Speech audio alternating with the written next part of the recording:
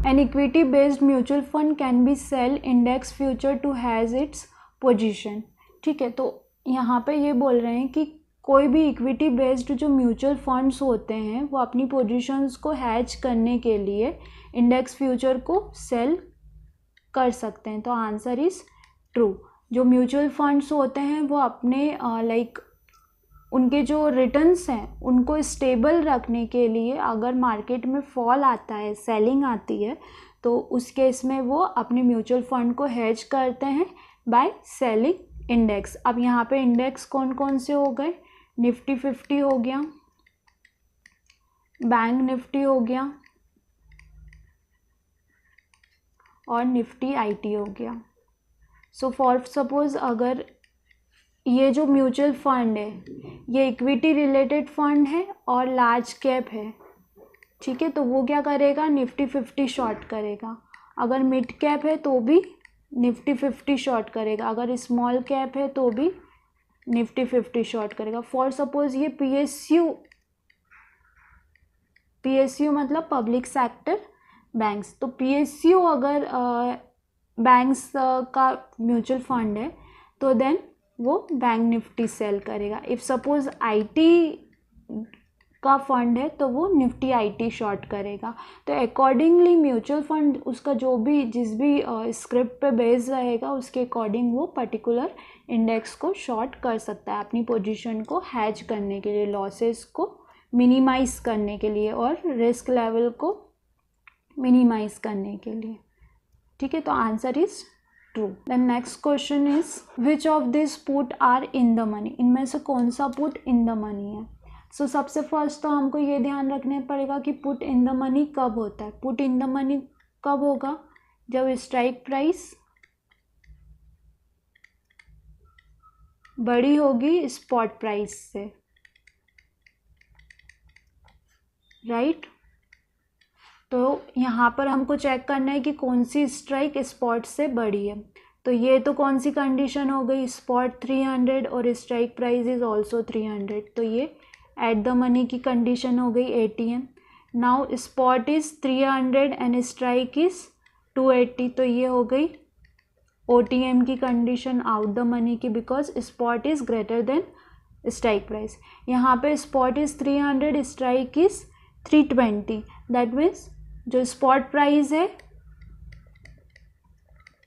वो छोटा है स्ट्राइक से, तो ये कंडीशन हमारी मैच हो रही है, यस। तो answer is C, spot is 300 and strike is 320। The next question, the beta of SBI is 0.9। यहाँ पे हमको क्या दे रखा है? बीटा दे रखा है 0.9 का। If the trader has buy a position of ₹3 lakh, अब बाय किया हुआ है कितने का पोजीशन? 3 लाख रुपए का, है ना। और ये किस पे पोजीशन बनाई हुई है? एसबीआई के स्टॉक पे पोजीशन बनाई हुई है। विच of the following given him a complete hedge? तो इसको कंप्लीट हेज इन चारों ऑप्शन में से कौन देगा? तो सबसे फर्स्ट तो हमको अगर हेज वैल्यू निकालनी है तो इसका फॉर्मूला याद होना, जो भी हमने फ्यूचर में पोजीशन लिया हुआ है उसका वैल्यू इनटू बीटा, राइट। तो कितने का पोजीशन है? 3 लाख रुपए का इनटू 0.9, तो ये कितना हो जाएगा? 27, राइट। मतलब 2,70,000 रुपीज का पोजीशन जो है वो हमको कंप्लीट हेज प्रोवाइड करेगा। तो answer is A, sell Nifty of 2700। अब यहाँ पे सेल सारे ही सेल हैं, राइट। तो सेल क्यों है? बिकॉज ये पोजीशन क्या थी? बाय थी, और अगर आपको पोजीशन को हैज करना है तो आपको अपोजिट पोजीशन लेनी पड़ेगी, that means you need to sell the index अगर आप हैज करना चाहते हो तो। Then next question, theta is rate of change in option premium for the unit change in. अब अगर जिसने मेरा ऑप्शन कंसेप्ट ऑफ ऑप्शन का पार्ट सेकंड का लास्ट पोर्शन जो है ऑप्शन ग्रिक्स वो अच्छे से पढ़ा होगा ना, तो वो ऑप्शन भी नहीं पढ़ेगा और डायरेक्ट टिक लगा देगा, ठीक है, बिकॉज वहाँ पे मैंने आपको कुछ शॉर्ट ट्रिक्स बताई थी, right. Delta change in premium, right, gamma change in delta, then theta change in time to expiration। यहाँ पे आपको कैसे ध्यान रखना है, t for time, t for theta, then vega change in volatility,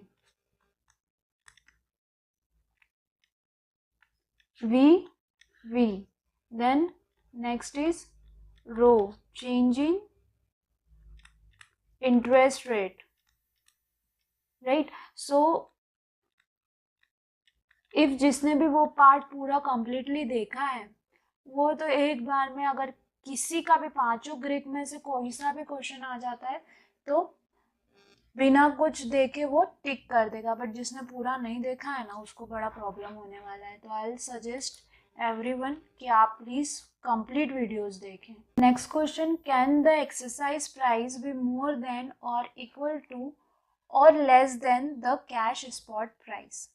यहाँ पे वो ये पूछ रहे हैं कि जो फ्यूचर का जो प्राइस रहता है वो बड़ा हो सकता है स्पॉट से, इक्वल हो सकता है और छोटा हो सकता है किस दिन, एक्सरसाइज प्राइस जो है वो। अब एक्सरसाइज प्राइस क्या होता है, जो हम पोजीशन को स्क्वायर ऑफ करते हैं, है ना, उसको एक्सरसाइज प्राइस बोला जाता है। अब पोजीशन को आप पॉसिबिलिटीज हैं एक्सपायरेशन वाले डे पे भी क्लोज कर सकते हैं, है ना। अगर एक्सपायरेशन वाले डे पे क्लोज करते हैं, someone have a question on this, तो आई होप कि आपका ये क्वेश्चन क्लियर हो जाए। अगर एक्सपायरेशन वाले डे क्लोज करते हैं, पोजीशन एक्सरसाइज करते हैं, तो उस दिन फ्यूचर प्राइस स्पॉट प्राइस के इक्वल रहती है। ऐसा क्यों हो जाता है, ऐसा इसलिए हो जाता है कि स्पॉट जो है ये तो आपको डिलीवरी बेस ट्रेडिंग करना अलाउ करती है ना। इक्विटी, आप इक्विटी में ट्रेड करते हैं तो आप उस स्टॉक का डिलीवरी ले लेते हैं, आप उसका सेटलमेंट कभी भी कर सकते हैं, 1 दिन में, 2 दिन में, 10 दिन में, साल में या फिर 10 साल में, है ना। तो आप कभी भी कर सकते हैं, तो इसकी आप डिलीवरी लेके और स्क्वायर ऑफ कर सकते हैं। बट फ्यूचर में आप ऐसा नहीं कर सकते हो, ये कॉन्ट्रैक्ट रहता है और इसका एक्सपायरेशन होता है। तो जिस दिन भी एक्सपायरी होती है उस दिन क्या होता है ना, कि जो सेटलमेंट होता है प्राइस का आफ्टर 330 और एट 330, तो धीरे धीरे करके क्या होता है कि फ्यूचर प्राइस इस तरीके से सेटल होना स्टार्ट करती है कि फ्यूचर और स्पॉट प्राइस जो रहता है वो इक्वल हो जाता है किस दिन, एक्सपायरेशन वाले डे, है ना। और इफ सपोज कि आप एक्सपायरेशन के पहले अगर एक्सरसाइज कर रहे हो अपनी पोजीशन को, ठीक है, तो उस केस में हो सकता है कि फ्यूचर प्राइस जो रहे वो स्पॉट प्राइस से बड़ा रहे। इसको हम बोलते हैं कि हमारा जो बेसिस है वो क्या है, पॉजिटिव है। और प्रीमियम वर्ड यूज किया जाता है, टर्म्स जो यूज की जाती है कि फ्यूचर प्राइस प्रीमियम में चल रहा है, प्लस में चल रहा है स्पॉट से।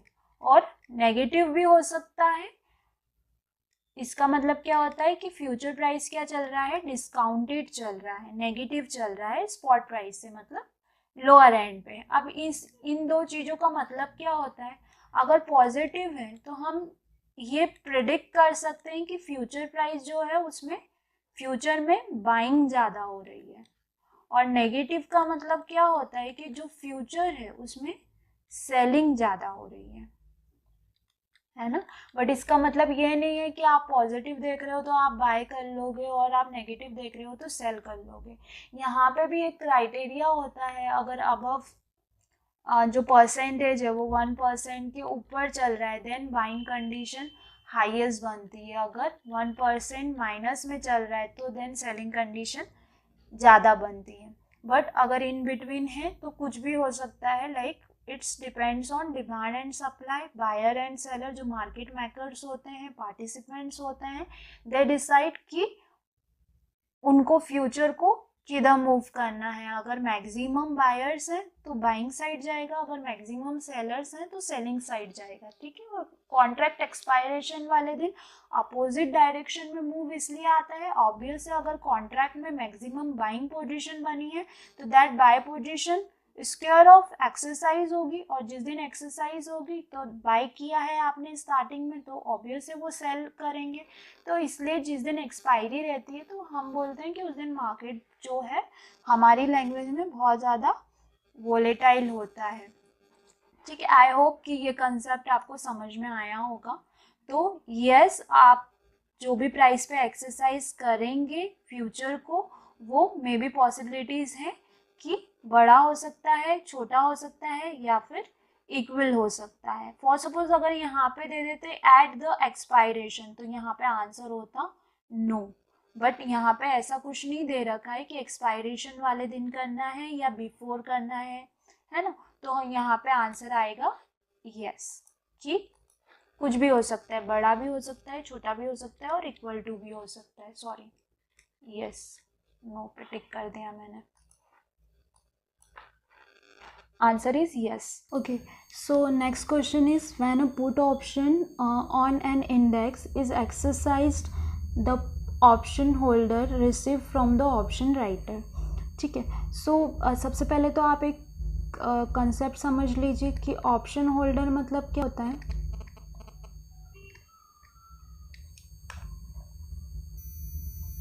ऑप्शन होल्डर का मीनिंग होता है बायर, करेक्ट। और जो राइटर होता है उसका मीनिंग क्या होता है, सेलर। एक्सरसाइज करना मतलब क्या होता है, एक्सरसाइज करना मतलब पोजीशन को छोड़ देना, लाइक स्क्वायर ऑफ नहीं करनी है आपको, आप खुद से पोजीशन कट नहीं करते हैं, ऑटो सेटलमेंट हो जाता है, उसको बोलते हैं एक्सरसाइज। और एक्सरसाइज कब होती है पोजीशन, एक्सपायरेशन डे भी कर सकते हो आप, एक्सपायरेशन डे के दिन ही एक्चुअल एक्सरसाइज होती है पोजीशन, उससे पहले जो हम करते हैं उसके लिए स्क्वायर ऑफ वर्ड यूज़ करते हैं। और एक्सरसाइज प्राइस क्या होती है, एक्सरसाइज प्राइस हम बोलते हैं स्ट्राइक प्राइस को, ठीक है। एक्सरसाइज मतलब स्ट्राइक प्राइस। सो यहाँ पे वो ये बोल रहे हैं कि जो ऑप्शन बायर है, ऑप्शन होल्डर है, वो एक्सरसाइज के दिन रिसीव करेगा, क्या रिसीव करेगा, प्रीमियम रिसीव करेगा, किससे, ऑप्शन राइटर से। तो सबसे पहले तो आपको ये समझना है कि जो बायर है, लाइक जो ऑप्शन होल्डर है, वो क्या करता है, प्रीमियम को पे करता है। किसको पे करता है, सेलर को, है ना। और जो ऑप्शन सेलर रहता है लाइक राइटर, वो क्या करता है, प्रीमियम को रिसीव करता है। किससे रिसीव करता है, बायर से, ठीक है। और जब ये पोजीशन को एक्सरसाइज करेगा मतलब स्क्वायर ऑफ करेगा या कट होगी इसकी पोजीशन, तो क्या होगी, जो बाय पोजीशन है वो सेल होगी, करेक्ट। ये जो बाय पोजीशन है ये सेल होगी, और ये जो सेल पोजीशन है ये अगेन बाय होगी, राइट। अब ये वाला जो बायर है इसने प्रीमियम पे किया था इस सेलर को, है ना, तो इसने प्रीमियम क्या किया, रिसीव किया। अब जिस दिन एक्सरसाइज होगी पोजीशन तो ये एज अ बायर बिहेव करेगा, और ये क्या करेगा, प्रीमियम को पे करेगा, किसको, सेलर को, है ना। तो ये सेलर क्या करेगा, प्रीमियम यहाँ पे रिसीव करेगा। मे बी ये प्लस में हो सकता है, मे बी ये माइनस में हो सकता है। तो वही उन्होंने पूछा है कि अगर कोई पुट ऑप्शन है तो वो कितना प्रीमियम रिसीव करेगा। सो प्रीमियम अगर एक्सरसाइज होती है पोजीशन तो only in case of in the money, क्योंकि इन द मनी की कंडीशन ही प्रॉफिटेबल रहती है। ओके, इन द मनी की कंडीशन, इन द मनी की ही इंट्रेंसिक वैल्यू होती है। Intrinsic value means actual value होती है, टाइम वैल्यू इसकी ज़ीरो होती है। कहाँ पर लिखा है ये कहीं पर भी नहीं लिखा है, ये मैं आपको बता रही हूँ कि इसकी जो टाइम वैल्यू होती है ये ज़ीरो होती है। ऐसा क्यों होता है, बिकॉज अभी पोजीशन क्या हो रही है, एक्सरसाइज हो रही है, जो उसकी एक्चुअल वैल्यू है प्रीमियम उसी पे ट्रेड करेगी। तो ये कितना होगा, ये इन द मनी पोजीशन क्या होती है पुट के लिए, जब स्ट्राइक प्राइस बड़ी होती है स्पॉट प्राइस से, और इसका फॉर्मूला होता है स्ट्राइक माइनस स्पॉट। तो इतना ये रिसीव करेगा। कौन रिसीव करेगा? This buyer. ये बायर इतना अमाउंट जो है वो रिसीव करेगा। अब हम ऑप्शन पढ़ते हैं। A cash amount that is equal to the excess of the spot price over exercise. मतलब ये बोल रहा है कि स्पॉट प्राइस से जितना ज़्यादा, एक्सरसाइज प्राइस से जितना ज़्यादा स्पॉट प्राइस होगा उतना रिसीव करेगा। नेक्स्ट क्वेश्चन में बोल रहा है cash amount that is equal to the excess of exercise price over spot price. मतलब यहाँ पे ये बोल रहा है कि जो एक्सरसाइज प्राइस होगा वो जितना भी ज़्यादा होगा स्पॉट प्राइस से उतना रिसीव करेगा। And the last one is cash amount equal to the spot price. जितना स्पॉट प्राइस के इक्वल होगा उतना रिसीव करेगा। ठीक है, तो ये वाला तो कट ही हो गया। ये किस, अगर फ्यूचर दिया होता तो ये वाला राइट होता, बट फ्यूचर नहीं ऑप्शन दे रखा है, वो भी पुट ऑप्शन है ना। तो स्ट्राइक माइनस स्पॉट, यहाँ पे आपको कौन सा दिख रहा है? ये वाला ऑप्शन, बी ऑप्शन। तो आंसर इज बी, क्योंकि एक्सरसाइज प्राइस ही स्ट्राइक प्राइस बोलते हैं, मतलब इक्वल होता है। स्ट्राइक प्राइस और एक्सरसाइज प्राइस एक ही चीज़ है। तो answer is B.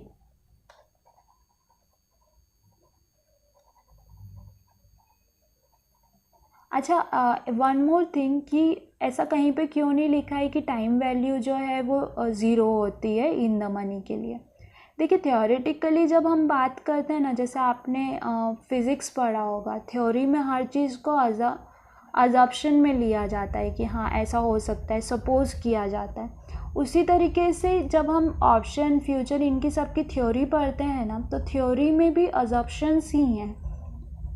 Actual value जो डिसाइड होती है ना वो सप्लाई और डिमांड, लाइक बायर और सेलर की बिड पे डिपेंड करती है कि बायर किस प्राइस पे बाय करने के लिए रेडी है एंड सेलर किस प्राइस पे सेल करने के लिए रेडी है। तो जो भी दोनों का म्यूचुअल अंडरस्टैंडिंग वाला प्राइस रहेगा तो उस पर ट्रेड होता है। वहाँ पे फॉर्मूलाज वर्क नहीं करते हैं, सिस्टम फॉर्मूला के अकॉर्डिंग ऑलवेज नहीं चलता है। इसलिए कहीं पर भी ऐसा लिखा हुआ नहीं है कि टाइम वैल्यू जो है वो इन द मनी के लिए 0 होती है। It's completely depend on intrinsic value.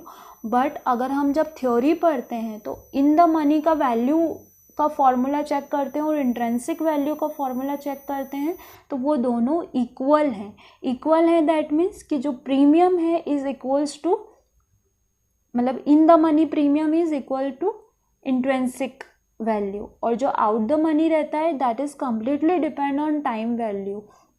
Out the money की कोई इंट्रिंसिक वैल्यू नहीं होती है, 0 होती है।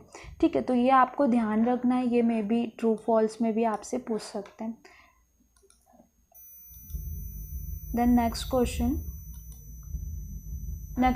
is can one sell asset in future market even he does not own any such asset। मतलब कि क्या कोई फ्यूचर में असेट को सेल कर सकता है? स्टॉक्स हो गए, इंडेक्स हो गया, इनको सेल कर सकता है इवन उसके पास कोई भी जो असेट जो वो बेचना चाह रहा है वो उसने ऑन नहीं किया हुआ है, मतलब कैश में उसने बाय नहीं कर रखा है। तो इसका आंसर है यस, है ना। हमने स्पेक्यूलेटर पढ़ा था, राइट। तो स्पेक्यूलेटर्स क्या होते हैं कि वो पोजीशंस ऑन नहीं करते हैं, वो इक्विटी में उनके पास पर्टिकुलर स्टॉक बाय नहीं होता है, बट दे कैन बाय और सेल फ्यूचर्स, है ना। वो बाय और सेल फ्यूचर्स को कर सकते हैं।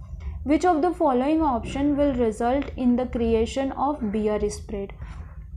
अब वो ये पूछ रहे हैं आपसे कि बियर स्प्रेड इन तीनों में से कौन सा ऑप्शन है जो बियर स्प्रेड है। ठीक है, तो सबसे पहले अगर आप ऑप्शन ट्रेडिंग वाला ऑप्शन स्ट्रेटजी वाला अगर आपने चैप्टर बहुत अच्छे से पढ़ा है और हर एक का आपने जो मैंने बताया था कि how to create particular strategy, अगर वो वाला आपको बिल्कुल एकदम अच्छे से याद है, रटा हुआ है, तो आप 2 मिनट में आंसर नंबर ए लगा देंगे।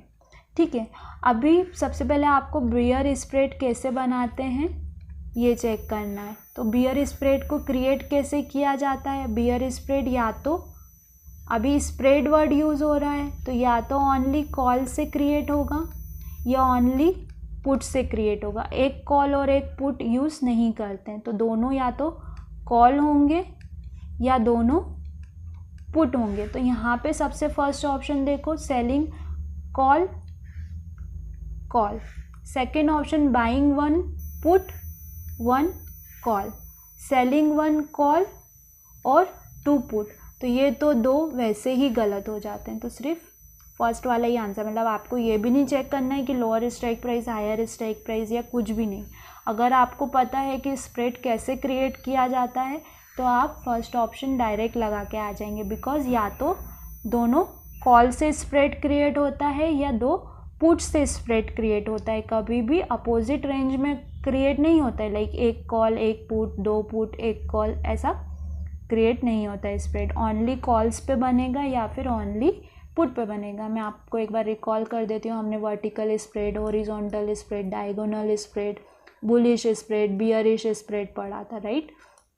तो ये वही है ना। तो आप बियर स्प्रेड, आपको इसमें भी डरने की ज़रूरत नहीं कि अरे बाबा बियर स्प्रेड तो कॉल या पुट, यहाँ पे पुट देखा तो पुट टिक कर दिया, यहाँ पे पुट नहीं, या तो दोनों कॉल से क्रिएट होगा या दोनों पुट से क्रिएट होगा। तो सिंपल आंसर इज फर्स्ट।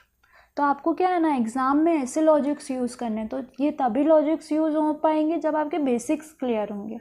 अगर आपके बेसिक ही क्लियर नहीं होंगे तो बाबा कोई कुछ नहीं कर सकता। So next question is on the derivative future market if there are 3 series of 1, 2 and 3 month open at a point of time, how many calendar spread can one have?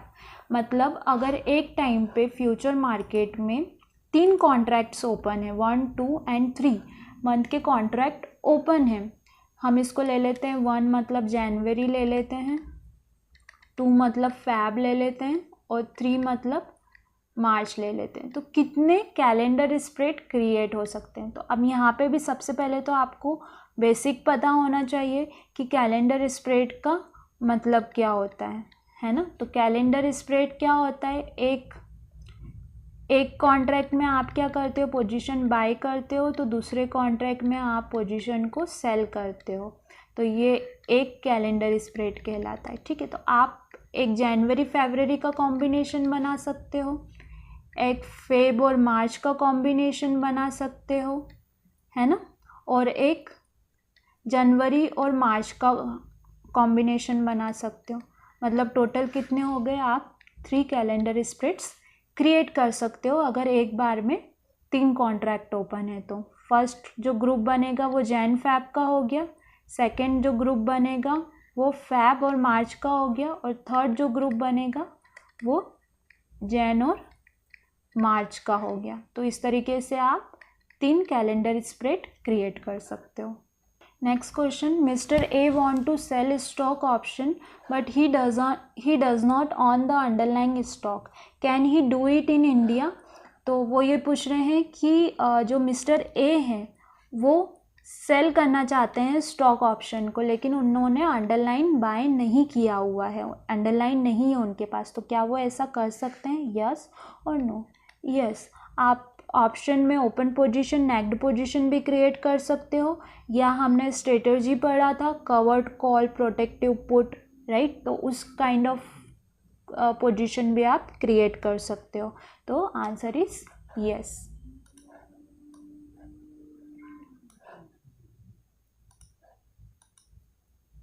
और even not in India, American, European दोनों में आप कर सकते हो, ठीक है, because we follow the European options. तो अगर यूरोपियन ऑप्शंस भी वहाँ पर लिखा हुआ आता है तो तभी भी आंसर यस है। इवन अमेरिकन ऑप्शन भी लिखा हुआ आता है तो भी आंसर यस है। Next question, the clearing corporation give exposure limit to clearing member based on the number of trading member using the service of that clearing member. अब वो ये बोल रहे हैं कि जो क्लियरिंग कॉर्पोरेशन है वो एक्सपोजर लिमिट जो है क्लियरिंग मेंबर को वो किस बेस पे देता है, जितने ज़्यादा उसके पास ट्रेडिंग मेंबर रहेंगे उतनी ज़्यादा उसको लिवरेज मिल सकता है ना। तो answer is true. Answer true क्यों है, देखिए अगर नंबर ऑफ ट्रेडिंग मेंबर ज़्यादा रहेंगे, ठीक है, तो ये ट्रेडिंग मेंबर ज़्यादा सिक्योरिटी अमाउंट देना पड़ेगा, और जितना ज़्यादा सिक्योरिटी अमाउंट जो क्लियरिंग मेंबर है वो क्लियरिंग कॉरपोरेशन के पास रखेगा, है ना, जितना ज़्यादा फंड वो क्लियरिंग कॉरपोरेशन को पास आउट करेगा उतना ज़्यादा उसको एक्सपोजर मिल सकता है। अब मे बी पॉसिबल है कि जो ट्रेडिंग मेंबर फर्स्ट है वो उस एक्सपोजर को यूज़ नहीं कर रहा है, तो वो एक्सपोजर जो है वो ट्रेडिंग मेंबर सेकेंड यूज़ कर सकता है, बिकॉज जो ग्रुप है उसमें नंबर ऑफ ट्रेडिंग मेंबर्स हैं, N number of trading members हैं, और ये N number of trading members मिलके क्या बना रहे हैं, क्लियरिंग मेंबर को बना रहे हैं। तो अब ये जो क्लियरिंग मेंबर है, फॉर सपोज इन सब का जो अमाउंट है वो 10 करोड़ रुपए का है ना, तो ये 10 करोड़ रुपीज़ क्लियरिंग मेंबर किसको पास आउट करेगा, क्लियरिंग कॉरपोरेशन को पास आउट करेगा, एंड देन इस 10 करोड़ रुपीज़ पे एक्सप्लोजर मिलेगा। तो एक्सप्लोजर किसको मिलेगा, क्लियरिंग मेंबर को मिलेगा। अब ये क्लियरिंग मेंबर अपना एक्सप्लोजर अकॉर्डिंगली डिपेंड्स ऑन लाइक कि कौन ट्रेडिंग मेंबर ने कितना कितना अमाउंट, कितना कितना सिक्योरिटी अमाउंट पे किया हुआ है रिक्वायरमेंट के अकॉर्डिंग, तो जिसका ज़्यादा एक्सप्लोजर रहेगा उसको ज़्यादा एक्सप्लोजर देगा, जिसका कम रहेगा उसको कम देगा। तो जितने ज़्यादा ट्रेडिंग मेंबर्स रहेंगे उतना ज़्यादा क्लियरिंग मेंबर को एक्सप्लोजर मिल सकता है। बट यहाँ पर अगर ट्रेडिंग मेंबर के लिए बात आती तो answer is false, but clearing corporation के लिए है, सॉरी क्लियरिंग मेंबर के लिए है, तो आंसर इज ट्रू। उसके बाद जितने ज़्यादा नंबर ऑफ ट्रेडिंग मेंबर्स उसके अंडर में रहेंगे उतना ज़्यादा वो एक्सप्लोजर ले सकता है क्लियरिंग कॉरपोरेशन से। Now next, why are margin collected in the derivative segment. Margins क्यों कलेक्ट की जाती है डेरिवेटिव सेगमेंट में, to earn revenue from the clearing corporation. आप क्लियरिंग कॉरपोरेशन से रेवेन्यू को अर्न कर सकते हो, वहाँ से कुछ पैसा कमा सकते हो। Then next option is to minimize the number of investor entering the derivative market. आप जितने नंबर ऑफ इन्वेस्टर्स एंटर कर रहे हैं तो आप उनको रोक सकते हो एंटर करने के लिए। आप मार्जिन कलेक्ट कर रहे हो तो कम एंटर करेंगे। To have a friction in the market so facilitate arbitrage. अभी आप क्या कर रहे हो कि फ्रिक्शन प्रोवाइड कर रहे हो ताकि कि आर्बिट्रेज क्रिएट हो मार्केट में। आप उसकी फैसिलिटी, मतलब कि वो जो डिफरेंस आ रहा है, स्प्रेड आ रहा है स्पॉट और फ्यूचर के प्राइस में, तो ये जो स्प्रेड क्रिएट हो रहा है तो इससे आप आर्बिट्रेज की फैसिलिटी क्रिएट कर सको, तो इस वजह से आप डेरिवेटिव में मार्जिन कलेक्ट करते। To minimize the risk of default by all parties involve. आप मार्जिन कलेक्ट करके क्या कर रहे हो, जो भी डिफ़ॉल्टीज या रिस्क जो आ सकती है उसको मिनिमाइज़ करने की कोशिश कर रहे हो। जितनी भी पार्टीज़ इन्वॉल्व है, मतलब जितने भी पार्टिसिपेंट्स ऐड हो रहे हैं, तो डिफ़ॉल्ट रिस्क को मिनिमाइज़ करने के लिए आप कर रहे हो। अगर लॉजिकली देखा जाए तो आंसर इज़ डी, ये पढ़ने की ज़रूरत है। To earn revenue for the clearing corporation. Clearing corporation पैसा कमाने के लिए क्लियरिंग कॉरपोरेशन को आप मार्जिन लेते हो। गलत है, पैसा कमाने के लिए सब चीज़ें, मार्जिन कलेक्शन जो है वो किसी चीज़ की भी आप इन्वेस्टर को रोकने के लिए मार्जिन्स कलेक्ट नहीं कर रहे हो। अगर इन्वेस्टर्स ही नहीं आएंगे मार्केट में तो मार्केट चलेगा कैसे।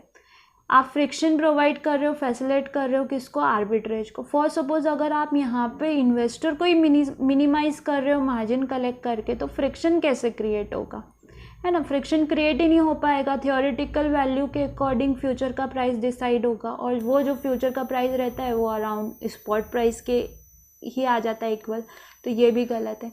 मेन जो मार्जिन कलेक्शन है वो किस लिए किया जाता है, रिस्क को मिनिमाइज़ करने के लिए किया जाता है कि if in case of default, अगर फॉर सपोज किसी क्लाइंट को लॉस हो जाता है पोजीशन में, है ना, और वो लॉस पे करने के लिए रेडी नहीं है, तो वो आप कहाँ से कलेक्ट करोगे, कैसे कलेक्ट करोगे। तो इसलिए वो जो मैक्सिमम वार रहता है, वैल्यू एट रिस्क रहता है, और ELM जो रहता है वो क्लाइंट से कलेक्ट किया जाता है in case of future and even in case of equity also. अगर मार्जिन, ई मार्जिन या फिर इंट्राडे पे पोजीशन क्रिएट करता है कोई भी पार्टिसिपेंट, तो उससे भी वो मार्जिन कलेक्ट किया जाता है। तो answer is D.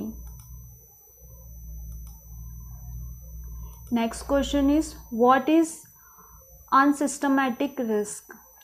Unsystematic risk क्या होती है। सो ये भी अगर आपने फॉर सपोज जो derivatives forward and future contract वाला जो चैप्टर 3 है उसका पार्ट 1 और पार्ट 2, एक्चुअली ये पार्ट 2 में डिस्कस किया था, तो वो अगर आपने कंप्लीट पढ़ा है तो आप आंसर जो है वो डायरेक्टली बोथ पे टिक कर देंगे। तो first option is unsystematic risk is related to the risk in a specific security and not pertaining to overall market. जो अनसिस्टमेटिक रिस्क रहती है वो पर्टिकुलर स्टॉक से ही रिलेट करती है। स्टॉक से कैसे रिलेट करती है? आइदर कोई इवेंट है, कंपनी का रिजल्ट है, कोई न्यूज़ आ गया, कोई रूमर आ गई, तो अनसिस्टमेटिक रिस्क उससे रिलेट करती है। Unsystematic risk can be reduce through diversification. Unsystematic risk को हम रिड्यूस कर सकते हैं थ्रू डाइवर्सिफिकेशन। मतलब अगर आपने अपना पोर्टफोलियो डाइवर्सिफाइड कर रखा है, फॉर सपोज कुछ फार्मा स्टॉक्स में इन्वेस्ट कर रखा है, कुछ ऑटो स्टॉक में इन्वेस्ट कर रखा है, कुछ आईटी स्टॉक्स में इन्वेस्ट कर रखा है, तो आप अनसिस्टमेटिक रिस्क को रिड्यूस कर सकते हैं। बिकॉज बट ऑब्वियस है, अगर फार्मा में कुछ न्यूज़ आ रहा है तो that not impact on auto और आईटी कंपनीज। इफ़ आईटी में कुछ न्यूज़ और रूमर्स चल रहे हैं तो that not impact on auto और फार्मा स्टॉक्स। तो दैट्स वाई आप डाइवर्सिफिकेशन करके अपना अनसिस्टमेटिक रिस्क को रिड्यूस कर सकते हैं। तो answer is both 1 and 2. Next question, the speculator are those who take risk whereas hedger are those who wish to reduce risk. State true or false. अगर आपने डेफिनेशन इसकी अच्छे से पढ़ी है तो आंसर आप डायरेक्ट लगाएंगे ट्रू। बिकॉज स्पेक्यूलेटर जो रहते हैं वो क्या करते हैं? रिस्क लेते हैं। बिकॉज उनके पास कोई स्टॉक ऑन किया हुआ नहीं रहता है ना, उनके पास कोई इक्विटी ऑन की हुई नहीं है, वो तो मार्केट को प्रिडिक्ट करते हैं। प्रिडिक्ट करके क्या करते हैं, लाइक कि मार्केट अप जाएगा तो बाय करते हैं और डाउन उनको लगता है तो सेल करते हैं। तो वो ये बाय और सेल करके प्रिडिक्ट करके क्या कर रहे हैं? रिस्क को ले रहे हैं, है ना। और हेजर क्या करता है? हेजर उसके पास पोर्टफोलियो होता है, राइट। वो पोर्टफोलियो वो सेल नहीं करना चाहता है, तो इन दैट केस वो सेल नहीं करना चाहता। इन दैट केस वो क्या करता है? अपनी पोर्टफोलियो को हैज करता है। हैज कैसे करता है? बाय सेलिंग इंडेक्स और by selling the same stock. और इस तरीके से वो अपनी पोजीशन को हैज करके और मार्केट से अपनी जो रिस्क है उसको रिड्यूस कर देता है। तो answer is true.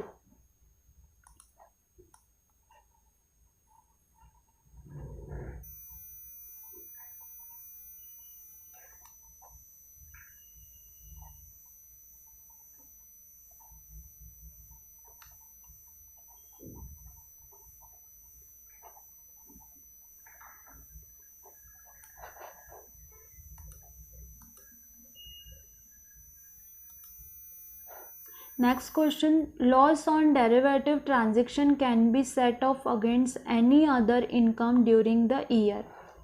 In case the same cannot be set off, it can be carried forward to subsequent assignment year and set off against any other income of the subsequent year.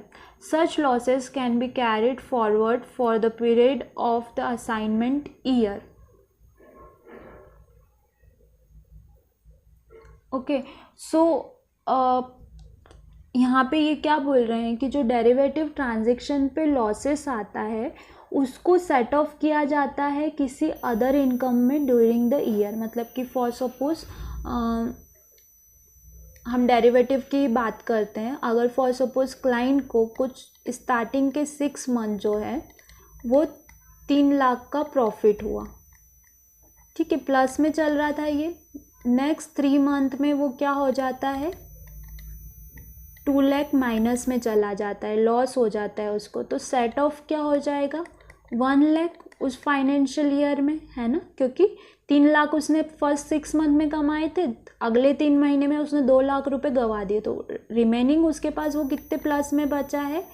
1 lakh के profit में बचा है। In case the same cannot be set off, it can be carried forward to the subsequent assignment year and set off against any other income of the subsequent year. अगर ये set off नहीं होता है, for suppose इस year में completely वो 3 लाख रुपए minus में चल रहा है क्लाइंट, है ना, तो इस ईयर में सेट ऑफ नहीं होता है तो नेक्स्ट ईयर में उसको सेट ऑफ किया जाता है। और ये जो लॉसेस हैं हम कब किस पीरियड तक इसको कैरिड कर सकते हैं, मतलब कितने साल तक हम इनको, फॉर सपोज ये 2019 में हुआ था, ये 2020 में हुआ था, अब ये जो लॉस है ये हम कितने साल तक कैरिड कर सकते हैं, तो आंसर इज 8 ईयर्स तक हम इस लॉस को आगे कैरी कर सकते हैं। आफ्टर 8 ईयर्स ये लॉस कैरी नहीं होगा, एडजस्टमेंट नहीं होगा इस लॉस का, ठीक है।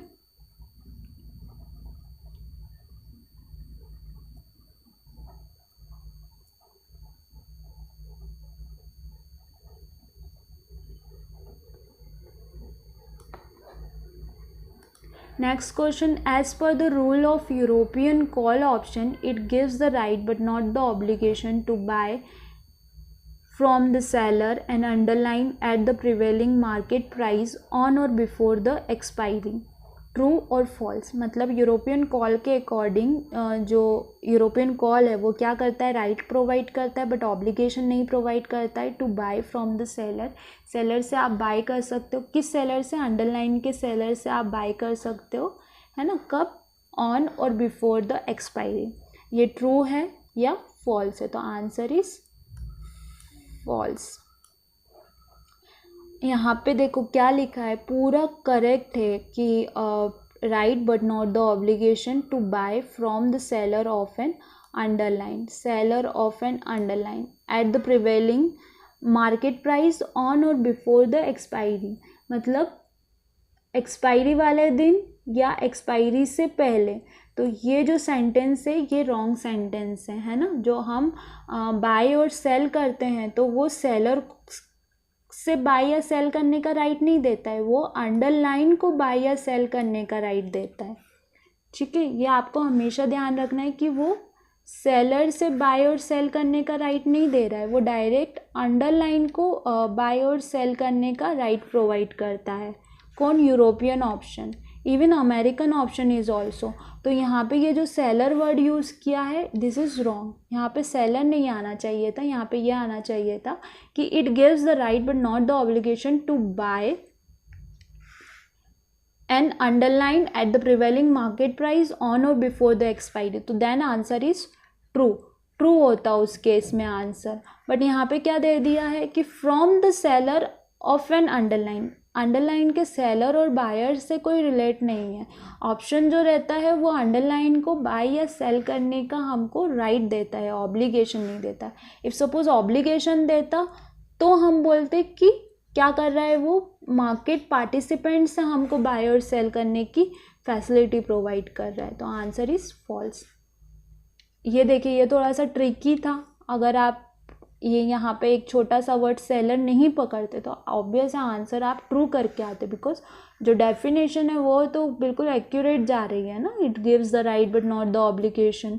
मेनली लोग क्या करते हैं कि फर्स्ट सेंटेंस पढ़ के ही आंसर टिक कर देते हैं, but you have to read the whole question, आपको पूरा क्वेश्चन रीड करना है, उसका हिंदी मीनिंग समझना है एंड देन टिक मार्क करना है। और जब आप ये नहीं करते हैं तो फिर मिस्टेक्स होती हैं, बट आप अगर ऐसा करते हैं क्योंकि टाइम सफिशिएंट होता है, 100 क्वेश्चन आपको 120 मिनट में सॉल्व करने होते हैं, एक क्वेश्चन के लिए भी 1 मिनट दिया तो सफिशिएंट है वो। Next question, if an investor buy a future contract but does not sell it till the expiry then what happen to that contract, मतलब कोई फ्यूचर कॉन्ट्रैक्ट को बाय किया हुआ है ना, और वो एक्सपायरी वाले दिन पोजीशन को कट नहीं करता है, तो क्या कंडीशन क्रिएट होती है। The investor will receive the delivery of the underline, उसको अंडरलाइन की डिलीवरी मिल जाएगी। The exchange will square of the position by the closing price, exchange क्या करेगा, पोजीशन को स्क्वायर ऑफ कर देगा क्लोजिंग प्राइस पे। A new buy position will be automatically created in the next month, मतलब automatic roll over हो जाएगी position. यहाँ पे ये जो नेक्स्ट कॉन्ट्रैक्ट में बनती है ना, इसको रोल ओवर वर्ड यूज़ किया जाता है इसके लिए। द क्लाइंट हैज़ टू पे अ शिफ्ट पेनल्टी, मतलब उसको जो शिफ्ट किया गया है उसकी पेनल्टी पे करनी पड़ेगी, ठीक है।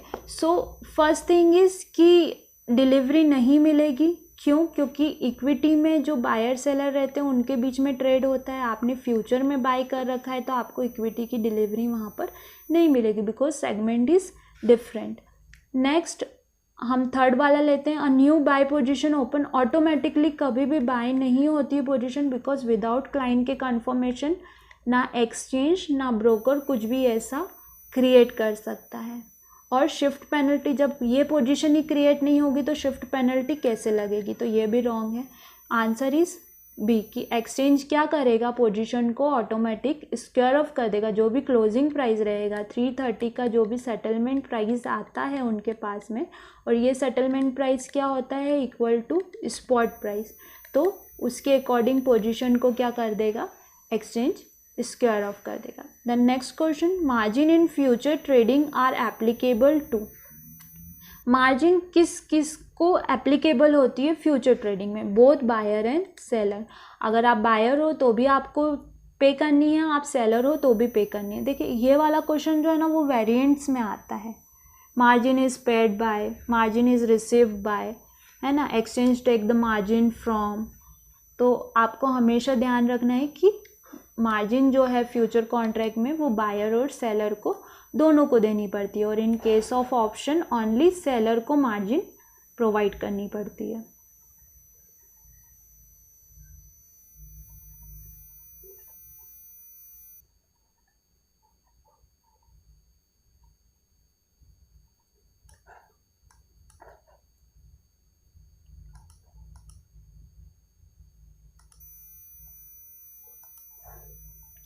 The next question, Mr. Manoj buy a put option on PQR stock ₹20 of strike price 130। मतलब मिस्टर मनोज ने बाय किया है, क्या बाय किया है, पुट बाय किया है, कितने प्रीमियम पे, 20 रुपीज़ के प्रीमियम पे, और स्ट्राइक प्राइस कितना पे किया, मतलब किस स्ट्राइक प्राइस पे लिया है उन्होंने, 130 पे। If on exercise the spot price जो रहती है एक्सरसाइज के दिन वो 175 रहती है ना। तो mister Manoj will choose not to exercise the option to exercise the option. मतलब मिस्टर मनोज ऑप्शन को एक्सरसाइज नहीं करेंगे, ऐसे ही छोड़ देंगे, या फिर एक्सरसाइज कर लेंगे, मतलब कि पोजीशन को बुक कर लेंगे, स्क्वायर ऑफ कर देंगे पोजीशन। तो इन दोनों में से कौन सा ऑप्शन चूज़ करेंगे? तो सबसे फर्स्ट अगर इन द मनी कंडीशन होती है ना, तो हम प्रॉफिट कंडीशन में रहते हैं, तो हम क्या करते हैं, एक्सरसाइज नहीं करते हैं, छोड़ देते हैं, तो जो भी प्रॉफिट होता है वो हमको रिसीव हो जाता है। But in the case of out the money हम पोजीशन को क्या करते हैं, एक्सरसाइज कर देते हैं, जस्ट बिकॉज कि वो हमारा अगर स्पॉट प्राइस मतलब स्पॉट प्राइस OTM में अगर क्लोज हुआ स्ट्राइक और स्पॉट, तो हमको यहाँ पर लॉस कंडीशन क्रिएट होती है। तो बेटर है कि हम पोजीशन को क्या कर दें, खुद ही स्क्वायर ऑफ कर दें, एक्सरसाइज कर लें। तो सबसे फर्स्ट तो हमको चेक करना पड़ेगा कि ये जो पुट ऑप्शन क्रिएट होगा ये इन द मनी होगा या आउट द मनी होगा। देखिए यहाँ से हमको क्या मिल रहा है कि जो स्ट्राइक प्राइस है वो छोटी है स्पॉट से, और पुट के लिए इन द मनी कंडीशन कब होती है, जब स्ट्राइक प्राइस जो रहती है वो बड़ी होती है स्पॉट प्राइस से। तो दैट मीन्स ये जो कंडीशन बन रही है ये वाली, ये OTM की कंडीशन बन रही है ना, आउट द मनी की कंडीशन बन रही है। तो इस केस में मिस्टर मनोज को क्या करना चाहिए, अपनी पोजीशन को एक्सरसाइज कर लेना चाहिए, पोजीशन को एक्सरसाइज के लिए छोड़ देना चाहिए, और not to exercise the option, क्योंकि वो इन द मनी में होगा तो ऑब्वियस प्रॉफिटेबल कंडीशन होगी। तो प्रॉफिटेबल कंडीशन में हमको कुछ ना कुछ प्रीमियम रिसीव हो जाएगी।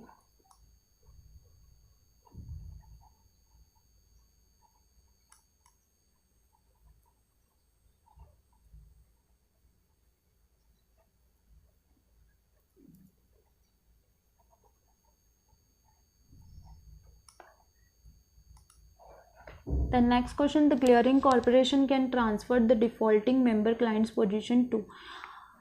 जो भी डिफ़ॉल्ट अगर क्लाइंट की पोजीशन डिफ़ॉल्ट निकलती है तो क्लियरिंग कॉर्पोरेशन वो किसको फॉरवर्ड करता है, तो अनदर सॉल्वेंट मेंबर को फॉरवर्ड करता है। इफ़ अगर क्लियरिंग मेंबर ही डिफ़ॉल्ट निकल जाता है तो अदर क्लियरिंग मेंबर को फॉरवर्ड करेगा।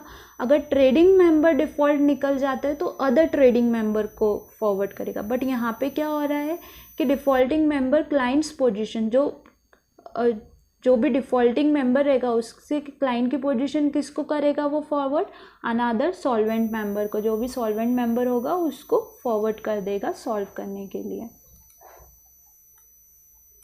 तो आंसर इज बी।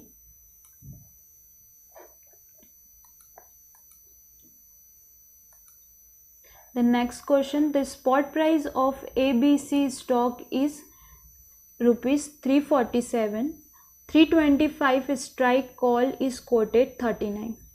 यहाँ पे स्टॉक का प्राइस दे रखा है, मतलब स्पॉट प्राइस कितना दे रखा है 347 का दे रखा है, और स्ट्राइक कितना दे रखा है 325 का दे रखा है।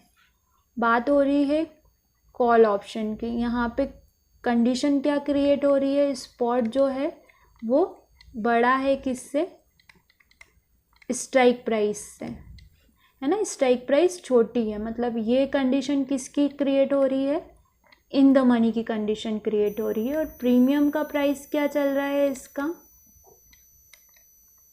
39 रुपीज़ का। What is the intrinsic value, intrinsic value क्या रहेगी, तो हमने पहले ही निकाल लिया, इन द मनी की सिचुएशन है। तो इन द मनी की सिचुएशन में जो इंट्रेंसिक वैल्यू होगी वो कितनी आएगी 347 माइनस 325। आप इसको सॉल्व कर लेंगे तो आपको क्या मिल जाएगा, इंट्रेंसिक वैल्यू फाइंड आउट हो जाएगी। तो आंसर इज बी 22। अब देखो यहाँ पे जो इंट्रेंसिक वैल्यू आई है इन द मनी की, है ना, वो कितनी आई है 22, और प्रीमियम कितनी चल रही है 39। मतलब अगर यहाँ से हमको ये टाइम वैल्यू भी फाइंड आउट करने के लिए बोलते इफ़ इन केस, तो हम क्या करते 39 माइनस 22, तो ये कितना आ जाता, मतलब 17 रुपीज़ की इसकी क्या चल रही है टाइम वैल्यू चल रही है। मतलब 17 रुपये महंगा है ये प्रीमियम, ये 17 रुपये महंगा चल रहा है कॉल। अगर फॉर सपोज ये 22 रुपीज़ पे आता है तो आप इसको सेम स्टॉक और स्ट्राइक पे अगर 22 रुपीज़ पे आता है तो आप इसको बाय कर लेंगे। तो मे बी आप, अगर मार्केट आपके अकॉर्डिंग मूव करता है बाइंग रेंज में, तो आप प्रॉफिट पे रहेंगे, है ना। तो 17 रुपीज़ का यहाँ पर टाइम वैल्यू चल रहा है। तो आप जब रियल वर्ल्ड में इसको यूज़ करते हैं, कॉल ऑप्शन पे ट्रेड करते हैं या पुट ऑप्शन पे ट्रेड करते हैं, तो दैट टाइम ये टाइम वैल्यू के अकॉर्डिंग आप प्रेडिक्ट कर सकते हैं कि प्रीमियम महंगी चल रही है या फिर सस्ती चल रही है, और उसके अकॉर्डिंग आप पोजीशन क्रिएट कर सकते हैं।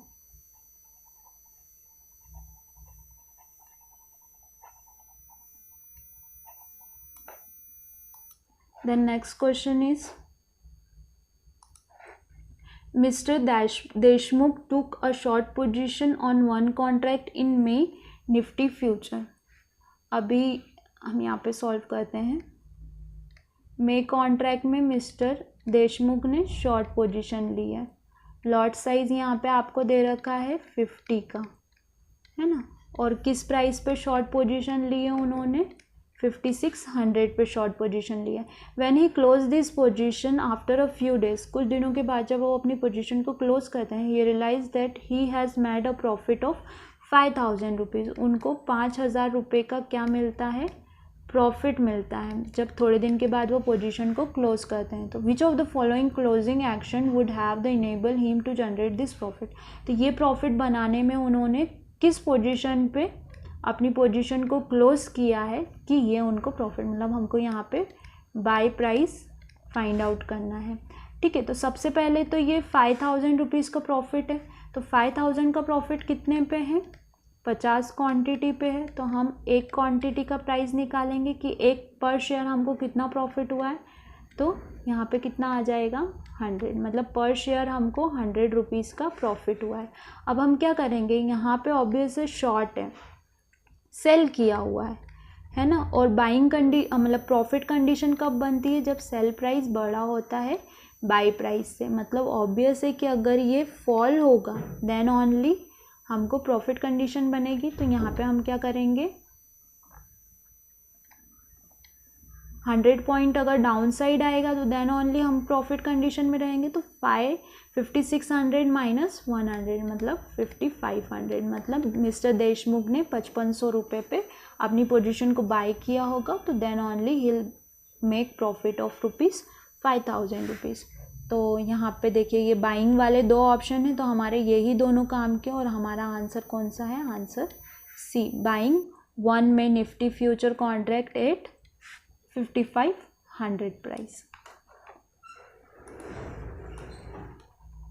अभी देखिए 57,000 भी 100 रुपये अपसाइड का भी है, तो आपको ध्यान रखना है कि नॉर्मली क्या होता है, लोग जब प्रॉफिट निकालते हैं तो direct buy price minus sell price, तो 5600 को as a buy price, but आपको ये ध्यान रखना है कि उन्होंने पोजीशन को शॉर्ट किया है, तो जब नीचे आएगा प्राइस तो then only he'll make the profit, otherwise आप जाएगा तो हिल मेक द लॉस।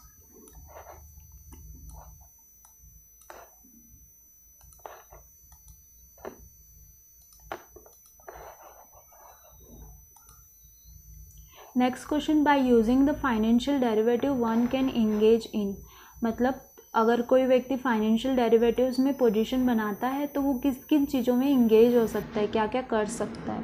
तो हेजिंग कर सकता है, यस हेजिंग कर सकता है, आर्बिट्रेज कर सकता है, यस आर्बिट्रेज भी कर सकता है, स्पेक्यूलेशन, यस स्पेक्यूलेशन भी कर सकता है। तो answer is all of the above, this is the answer. Next question, if a trader does a calendar spread in index future and the near leg of calendar spread expire, the future leg, the further leg become a regular open contract।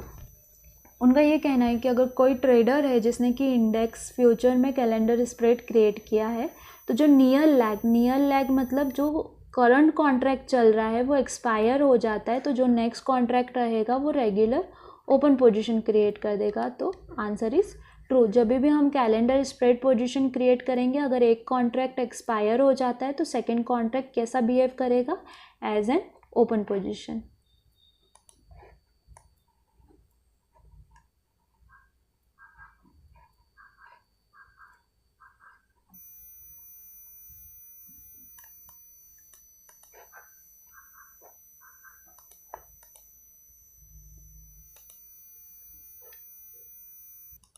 Next question, Mr. Nair has purchased 8 contract of March series and sold 6 contract of April series of the NSE Nifty future. How many lot will get characterized as a regular non-spread open position?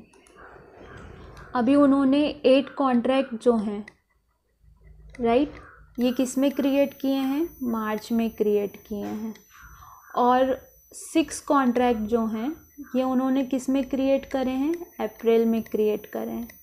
मतलब कहीं ना कहीं ये calendar spread create हो रहा है। तो अगर ये 8 कॉन्ट्रैक्ट में से मिनिमम कितना है, 6, मतलब 6 कॉन्ट्रैक्ट तो क्या कर रहे हैं, स्प्रेड क्रिएट कर रहे हैं, ये तो स्प्रेड कंडीशन हो गई। बट जो मार्च के रिमेनिंग 2 कॉन्ट्रैक्ट हैं, 8 माइनस 6, 2 कॉन्ट्रैक्ट जो हैं ये क्या क्रिएट कर रहे हैं, नॉन स्प्रेड पोजीशन, और यहाँ पे हमसे नॉन स्प्रेड पोजीशन ही पूछा है, तो answer is true 2।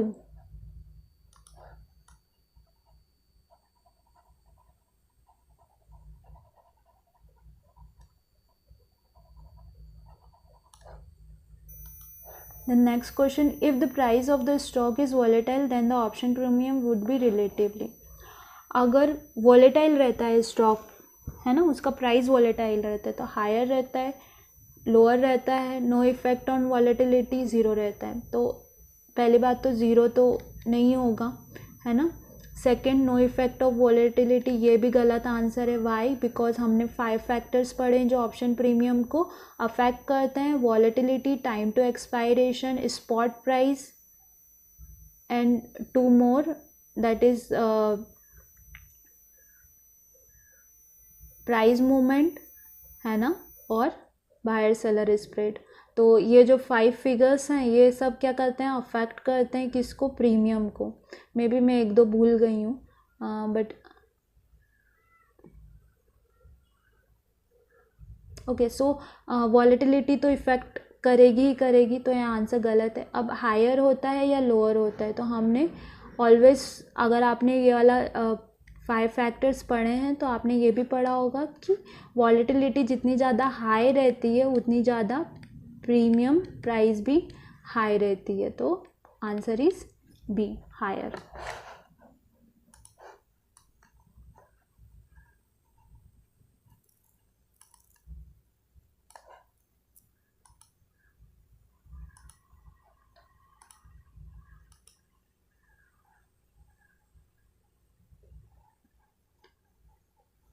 Now next question, the strategy in which a trader buy a call option of lower strike price and sell another call option with a higher strike price of the same share and same expiry date is called। सबसे पहले तो दोनों जो दिया हुआ है वो क्या दिया हुआ है, कॉल दिया हुआ है कि कॉल ऑप्शन बाय किया है और एक कॉल ऑप्शन को सेल किया है, मतलब ये क्या बना रहा है, स्प्रेड क्रिएट कर रहा है ना। सो कैलेंडर स्प्रेड, तो कैलेंडर स्प्रेड तो ऑप्शन में होता ही नहीं है। बचे 3, butterfly spread, bearish spread and bullish spread. Butterfly spread भी नहीं होता है बिकॉज इसमें 4 कॉम्बिनेशन को क्रिएट किया जाता है, 2 कॉल और 2 पुट के, है ना, तो ये वाला भी रॉन्ग आंसर है। अब हमारे पास 2 ऑप्शन बचे, बियरिश स्प्रेड और बुलिश स्प्रेड। ठीक है, तो हम पहले चेक करते हैं कि अब स्ट्राइक प्राइस कौन कौन सी दी है। तो कॉल ऑप्शन को लोअर स्ट्राइक प्राइस, मतलब कि इन द मनी को बाय किया है और आउट द मनी को सेल किया है, और sorry lower strike price and sell another call option at the, yes, out the money को सेल किया है, मतलब इन द मनी बाय किया है, देन सीधा सीधा वो क्या प्रेडिक्ट कर रहा है, बुलिश प्रेडिक्ट कर रहा है। और एक पॉइंट ऑफ लेवल से आउट द मनी का सेल किया है, दैट मीन्स एक पॉइंट ऑफ लेवल से वो क्या सोच रहा है कि मार्केट अगर यहाँ पर चल रहा है तो ये मूव करेगा सिर्फ इसी लेवल तक, इसके नीचे, इसके अबव नहीं जाएगा, मतलब बुलिश ये अपसाइड प्रेडिक्ट कर रहा है मार्केट को, तो दैट मीन्स बुलिश स्प्रेड। तो आंसर इज डी।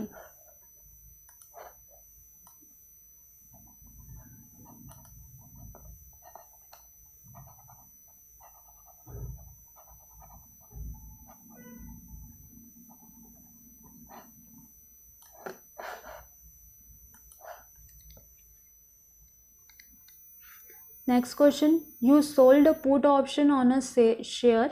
आपने क्या करा है, सेल किया है पुट ऑप्शन को। The strike price of the put was 245।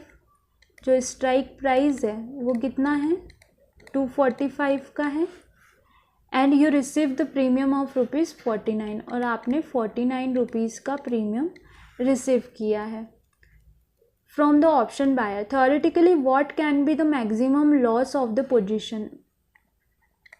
Maximum loss कितना हो सकता है, सो मैंने आपको मैक्सिमम लॉस बताया था कि जितना हम स्ट्राइक प्राइस बाय करते हैं, मैक्सिमम लॉस theoretically इसके लिए निकालना है अगर सेलर के लिए, तो जितने का भी स्ट्राइक प्राइस हम बाय करेंगे मैक्सिमम ये प्रीमियम उतना मूव कर सकती है, उससे ज़्यादा का मूव नहीं कर सकती थ्योरेटिकली, बट प्रैक्टिकली ऐसा नहीं होता है। मे बी पॉसिबिलिटीज़ हैं कि उससे अबव भी मूव कर सकती है, बट ऐसे केसेस बहुत कम देखने को मिलते हैं।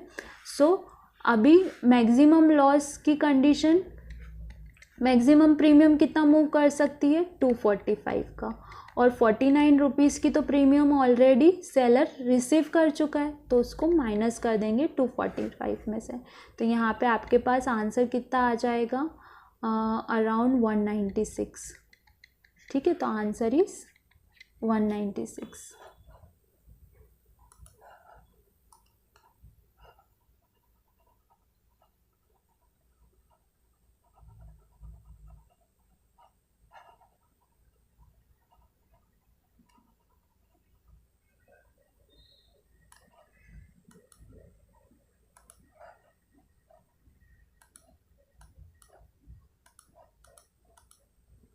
The next question, the spot price of the Grasim Industry Limited is 2900. The call option of the strike price ₹28 is। Grasim का जो स्पॉट प्राइस है वो कितना चल रहा है 2900, है ना। और स्ट्राइक जो है, जो स्ट्राइक चूज़ किया है वो 2800। तो जो कॉल ऑप्शन है वो क्या होगा, इन द मनी होगा, आउट द मनी होगा या एट द मनी होगा, है ना। तो पहले तो आपको इन द मनी कंडीशन याद होनी चाहिए, जो स्पॉट रहता है वो बड़ा रहता है स्ट्राइक से। आउट द मनी का अपोजिट हो जाता है, स्ट्राइक जो रहता है वो बड़ा हो जाता है स्पॉट से, और एट द मनी में इक्वल हो जाते हैं दोनों, स्पॉट और स्ट्राइक। तो यहाँ पे क्या बन रहा है कंडीशन, जो स्ट्राइक है वो छोटा है स्पॉट से। तो देखो स्ट्राइक छोटा है स्पॉट से, कौन सा कंडीशन है, ये वाला, इन द मनी। तो answer is C, in the money. The next question, of the below mention option which would be attract margin. इन ऑप्शंस में से कौन सा मार्जिन अट्रैक्ट करेगा। तो मार्जिन कौन अट्रैक्ट करता है, सेलर। सेलर को मार्जिन पे करनी पड़ती है when he receives the premium. तो यहाँ पे आ जाएगा buyer of put option, seller of call option, seller of put option. मतलब ये सेलर ऑफ कॉल ऑप्शन भी मार्जिन को अट्रैक्ट करेगा और सेलर ऑफ पुट ऑप्शन भी मार्जिन को अट्रैक्ट करेगा। तो आंसर इज बोथ 2 and 3, ये हमारा करेक्ट आंसर है।